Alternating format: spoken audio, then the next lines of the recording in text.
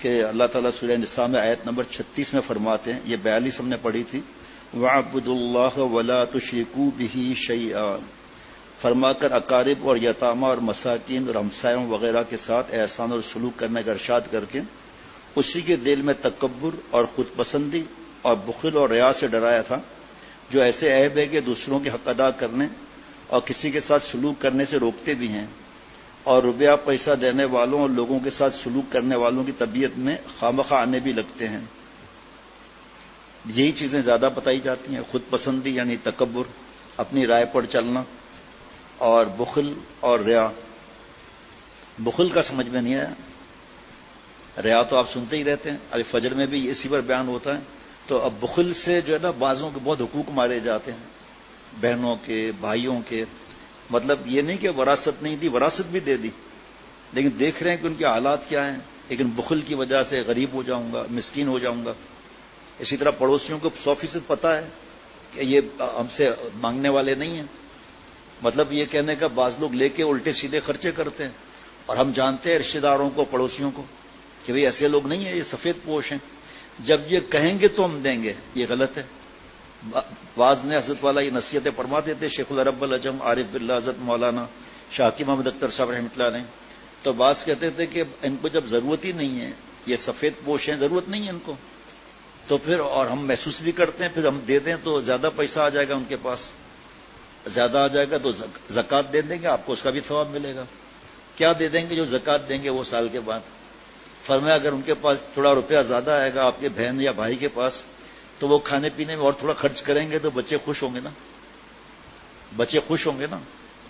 اچھا اللہ نے بہن کو دیا ہے، بھائی کو بھی دیا ہے، اگر اور آپ نے دے دیا تو کیا طوفان مچ جائے گا؟ بھائی ہدیہ تو ایسی نعمت ہے نا جس پر آدمی زیادہ بیان بھی نہیں کرتا، کیونکہ گھوم پھر کے اشارہ ہماری طرف، اس لیے ہم زیادہ بیان بھی نہیں کرتے اس پر۔ کبھی آپ لوگوں نے سنا ہو تو بتا دیجئے ذرا۔ نہیں کچھ کتنے بھی آپ لوگ نیک ہیں، لیکن میرے ساتھ بھی اور سب کے ساتھ شیطان و نفس بھی ہے، اور حدیث پاک کا مفہوم ہے کہ رگوں میں جو خون ہے نا، اس کے ساتھ شیطان دوڑتا ہے، اور ذرا سی شیخ نے کوئی بات کی شیطان پیچھے پڑ جائے گا کہ جی میرے کو ٹارگٹ بنایا ہے، جی میرے لیے یہ بیان ہو رہا ہے۔ ہم تو خوش ہوتے تھے کہ ہمارے لیے بیان ہے یہ، الحمدللہ۔ آج بھی یہی نیت ہے کہ میرے لیے بیان ہے، اچھا ہے نا، اللہ کا شکر ہے میرے لیے بیان ہوا نا، تو میں ٹھیک ہو جاؤں، آپ سے کوئی پکڑے گا تو نہیں۔ سبحان اللہ۔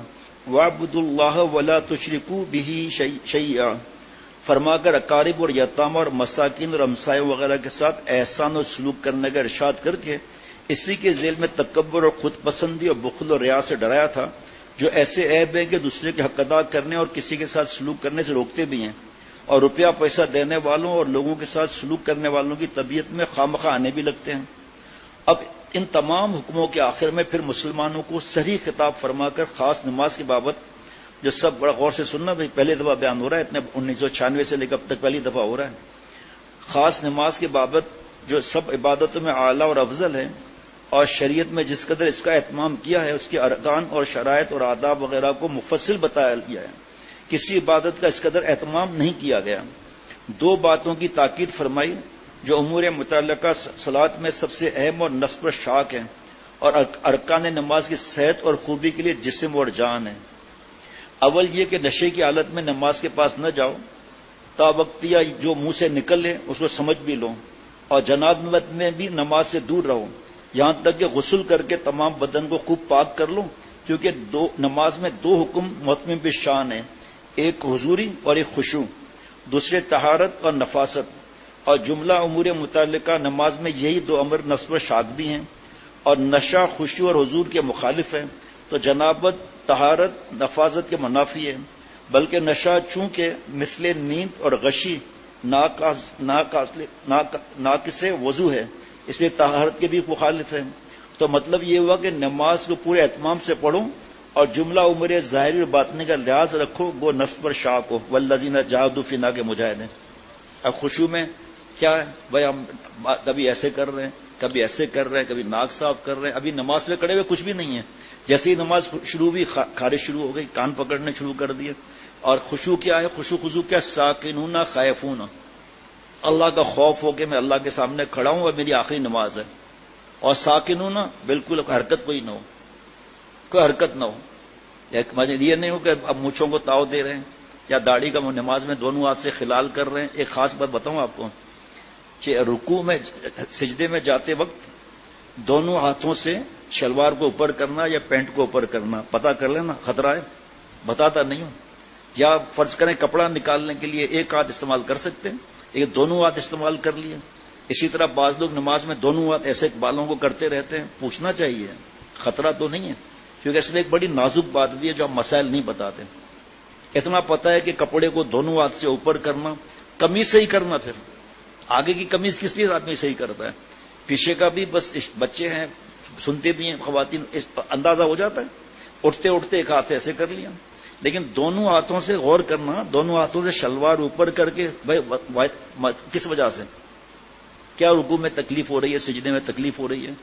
اچھا اٹھتے وقت پھر دوبارہ ایک رکوع سے اٹھے جب کیا اور ایک سجدے سے اٹھتے وقت پھر دونوں ہاتھ سے صحیح کر لیا، پھر دونوں ہاتھ سے قمیض صحیح کر لیا، دونوں ہاتھ سے شلوار اوپر کیا، یہ صحیح نہیں ہے. یہ اللہ تعالیٰ میری ہم سب کی اسی لیے ہمیں خشوع خضوع نہیں ہوتا. ساکنون خائفون، اللہ تعالیٰ کا خوف آخری نماز ہے میری. اور ساکنون، یہ ناک واک پہلے صاف کر رہا ہے، وضو میں کر لیا نا، اب کیا ضرورت ہے. حضرت نے فرمایا تھا بعض لوگ، شیخ العرب العجم عارف باللہ حضرت مولانا شاکی محمد اختر صاحب رحمۃ اللہ نے فرمایا تھا بعض لوگ ناک میں ایسے کر کے دیکھتے بھی ہیں ایسے بھی کرتے ہیں. تو ٹھیک ہے، حضرت والا کا مزاج تھا حسن حسانہ کا. بیت المکرم مسجد میں پہلے حوض تھا، وہاں ہمارا گھر پہلے وہیں تھا، اور چند برس جو ہے رمضان شریف میں آخری عشرے میں بیان بھی ہوتا تھا. اب میں باہر نکلا، گاڑی اس طرف کھڑی تھی، تو حوض کے سامنے ایک آدمی جو ہے نا اس طرح کر رہا تھا، اس طرح کر رہا تھا. نماز نہیں، ساری بات نماز نہیں پڑھ رہا، نماز تو ہو چکی. جب میں حوض کے قریب پہنچا نا تو انہوں نے سلام پھیرا. تب حضرت والا یاد آیا کہ حضرت نے تو فرمائی تھی یہ بات، ارکان نماز کی صحت اور خوبی کے لیے جسم اور جان ہے جناب. تو ایک تو نشے کے حالت میں منع ہے جناب، نماز کو پورے اہتمام سے پڑھو اور جملہ عمر ظاہری اور باطنی کا لحاظ رکھو، گو نفس پر شاک ہو. پھر دوبارہ والذین جاہدوا فینا کے مجاہدے کی بات ہو گئی. باقی اس خاص موقع پر اس تاکید اور اس کی ارشاد فرمانے سے دو نفع معلوم ہوتے ہیں.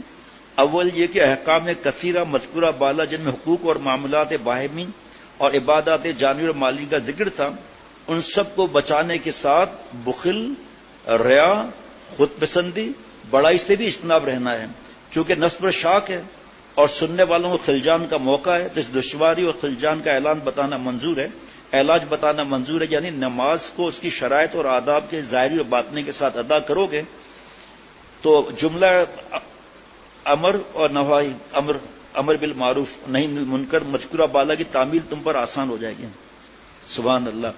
بات ظاہری اور باطنی، کیونکہ نماز کی وجہ سے یہ سب عبادت جو ہے وہ نیکی کی تعلیم اور گناہ سے بچنے میں سہولت، رغبت اور تمام گناہ اور معاصی سے نفرت پیدا ہو جاتی ہے، جیسا کہ دیگر آیات اور احادیث میں مذکور ہے اور علماء محققین نے تصریح فرمائی ہے.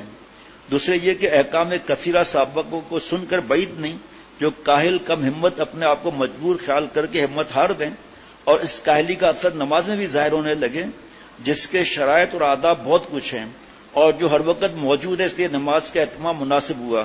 الحاصل جو کوئی اقامت صلاح کا اہتمام اور التزام رکھے گا، آگے سنیے، اس کو دیگر احکام جانی اور مالی میں بھی آسانی اور سہولت ہوگی، اور جو کوئی دیگر احکام میں کاہلی اور بے پرواہی کرتا ہے اس سے اقامت صلاح میں بھی کوتاہی کرنا بعید نہیں. بابا نے مجھ سے ایک بار کہا تھا کہ بیٹا یہ میں نے آج 21واں پارہ شروع کیا ہے، اس میں لکھا ہے کہ نماز فحاشی اور ان سے روکتی ہے، تو اس میں کیا مسئلہ ہے؟ یہ پھر ایسا کیوں نہیں ہوتا؟ ایسا تو ظاہری بات ہے میں تو نہیں آتا. شیخ العرب والعجم پیارے شیخ سے پوچھا، فرمایا اس کی تفسیر اور مفتی صاحبان کہ نماز فحاشی کو روکتی ہے، لیکن کون سی نماز یہ بھی تو بتاؤ نا، غذا حرام ہے یا نہیں، اور وہ نماز فرائض واجبات سنت موقدہ کے ساتھ ہے یا نہیں، جیسے وضو کی 18 سنتیں ہیں، جیسے نماز کی 51 سنتیں ہیں، یہ سب اور پھر فلم دیکھ کر آئے ابھی تو توبہ بھی نہیں کی. تو یہ نماز جو ہے فحاشی سے روکتی ہے. اور پھر یہ اپنے آپ نے سن لیا، پہلی آیت میں مسلمانوں کا خطاب تھا وَاعْبُدُوا اللَّهَ وَلَا تُشْرِكُوا بِهِ شَيْئًا إِلَى آخر الآیہ، اور اسی کے دل میں کفار کی مذمت بیان فرمائی تھی جو کہ امور مذکورہ سابقہ کی مخالفت کرتے تھے اب اس کے بعد پھر مسلمانوں کو دربار صلاح یا بعض خاص ہدایتیں کی جاتی ہیں، اور ان ہدایت کو ما قبل کے ساتھ یہ مناسبت ہے کہ اس سے پہلے کفار اور اہل کتاب کی دو خرابیوں کا خاص طور پر ذکر تھا. ایک اللہ پر ایمان نہ لانا، اللہ پر ایمان نہ لانا. دوسرا اپنا مال اللہ کے لیے خرچ نہ کرنا، بلکہ لوگوں کو دکھانے کو اور اپنی عزت بڑھانے کو مال خرچ کرنا. خدا کی قسم مجھے نہیں معلوم تھا آگے کیا لکھا ہوا ہے. میں نے تو صرف پڑھا تھا تفسیر عثمانی، تو دوست سے کہا کہ اس کو اس میں رکھ دیں، لیکن مجھے کتنا عرصہ ہو گیا مجھے یاد بھی نہیں تھا اس میں کیا ہے، بالکل یاد نہیں تھا جناب. اور دوسری خرابی کی وجہ ہوائے نفس جناب، اپنی عزت بڑھانے کو مال خرچ کرنا. اور ظاہر ہے کہ پہلی خرابی کا منشا تو علم کا نقصان اور جہل کا غلبہ ہے، اور دوسری خرابی کی وجہ ہوائے نفس اور اپنی خواہشات ہے، جس سے معلوم ہو گیا کہ گمراہی کے بڑے سبب دو ہیں. اول جہل، جس میں حق اور باطل کی تمیز ہی نہیں ہوتی. دوسرے خواہش اور شہوت، جس سے باوجود تمیز حق اور باطل حق کے موافق عمل نہیں کر سکتا. وہی پھر اصلاح کی بات آ گئی، تزکیہ نفس. کیونکہ شہوات سے قوت ملکی ضعیف اور قوت بہیمہ قوی ہو جاتی ہے، جانوروں والا معاملہ، جس کا نتیجہ ملائکہ سے دوری اور شیطان سے قرب ہے، جو بہت سی خرابیوں کی جڑ ہے. تو اب اس مناسبت سے حق تعالی شانہ نے مسلمانوں کو نشے کی حالت میں نماز پڑھنے سے اول منع فرمایا کہ یہ جہل کی حالت ہے. اس کے بعد جنابت میں نماز پڑھنے سے روکا کہ یہ حالت ملائکہ سے بہت اور شیطان سے قرب کی حالت ہے. حدیث میں وارد ہے کہ جہاں جنبی ہوتا ہے وہاں ملائکہ نہیں آتے جناب. اب اس آیت کا مطلب یہ ہوا کہ ایمان والوں، جب تم کو کفر اور ریا کی خرابی معلوم ہو چکی اور ان کی ازداد کی خوبی، ضد اس کی نیکی تقوی، تو اس سے نشہ اور جنابت کی حالت میں نماز پڑھنے کی خرابی کو بھی خوب سمجھ لو کہ ان کا منشا بھی وہی ہے جو کفر کا ریا کا منشا تھا. اس لیے نماز کے نزدیک نہ جانا چاہیے تا وقت یہ کہ تم کو اس قدر ہوش نہ آ جائے کہ جو منہ سے کہو اس کو سمجھ بھی سکو. نہ حالت جنابت میں نماز کے نزدیک جانا چاہیے، جیسے موت کے وقت کلمہ یاد دلانا ہے، لیکن جب وہ کلمہ اس کو مت کہو کلمہ پڑھو، اس وقت ایسی حالت میں منع کر دیتا ہوں. اور ایک دفعہ جب کہہ دیا اب خاموش ہو جاؤ، اس پیچھے مت پڑھو، بس کلمہ پڑھتے رہنا ہے، لا الہ الا اللہ لا الہ الا اللہ، درمیان میں محمد الرسول اللہ صلی اللہ علیہ وسلم. اور نہ حالت جنابت میں نماز کے نزدیک جانا چاہیے تا وقت یہ کہ غسل نہ کر لو، مگر حالت سفر میں اس کا حکم آگے مذکور ہے. یہ حکم آگے پھر تفصیل نہیں ہوا، مسائل کی بات ہے. یہ حکم اس وقت تھا کہ نشہ اس وقت تک حرام نہ ہوا تھا، لیکن نشے کی حالت میں نماز پڑھنے کی ممانعت کر دی گئی تھی. پہلے منع نہیں تھا، یہاں تک کہ جب حرام کی آیت آئی نا تو صحابہ رضوان اللہ علیہ مجمعین نے جو شراب بہائی، ایسا لگا جیسے بارش شراب کی ہو رہی ہو، اور آپ صلی اللہ علیہ وسلم مٹ کے بھی توڑوا دیا. شیخ العرب العجم عارف باللہ حضرت والا سے کسی نے عرض کیا کہ وجہ، فرمایا وجہ تو نہیں پوچھنی چاہیے، لیکن دل میں آتا ہے کہ مٹ کے دیکھ کر ایسی نہیں پرانی بات نہ یاد آ جائے. اسی لیے حرام عشق میں پہلا یہی ہے کہ اس معشوق سے دور رہو، لڑکا ہو یا لڑکی، اور اس کے جتنے ہدایا اس کو ختم کر دو.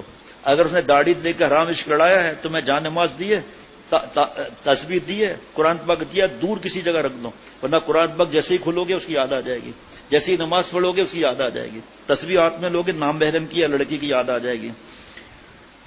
روایت میں منقول ہے کہ ایک جماعت صحابہ کی دعوت میں جمع تھی، چونکہ شراب اس وقت تک حرام نہ ہوئی تھی اس لیے منع بھی نہیں تھا. مغرب کا وقت آیا تو سب اسی حالت میں نماز کو کھڑے ہو گئے. امام صاحب نے سورہ قل یا ایھا الکافرون میں لا اعبد ما تعبدون کی جگہ اعبد ما تعبدون بے ہوشی میں پڑھ دیا، جس سے معنی بالکل خلاف اور غلط ہو گئے. اس پر یہ آیت آئی کہ اب اگر نیند کا غلبہ یا بیماری کی وجہ سے کسی کا ایسا نہیں ہو کہ رات جاگ کر فجر کی نماز نہ پڑھیں. بھائی اس بتا رہا ہوں نا، مسائل پوچھنا چاہیے کہ ہم نے تو خود سن لیا تھا کہ نیند کی حالت میں نماز نہیں پڑھنی ہے. تو سوئے کتنے بجے آپ؟ 4:30 بجے. نماز کتنے بجے ہو رہی ہے؟ 5:15 پر. تو 15 منٹ میں آپ اٹھ جائیں گے. قرآن پاک میں لکھا ہے جی کہ بھائی آپ نیند کی حالت میں مت جاؤ، یہ نیند آ جائے گی چاچا، یہ تکیہ ہے، سمجھا؟ اللہ اللہ. نیند یا غلبے یا بیماری کی وجہ سے کسی کا ایسا حال ہو جائے کہ اس کی خبر نہ رہے کہ میں نے کیا کہا، تو ایسی حالت کی نماز بھی درست نہ ہوگی. جب ہوش میں آئے تو اس کی قضا ضرور کر لیں جناب.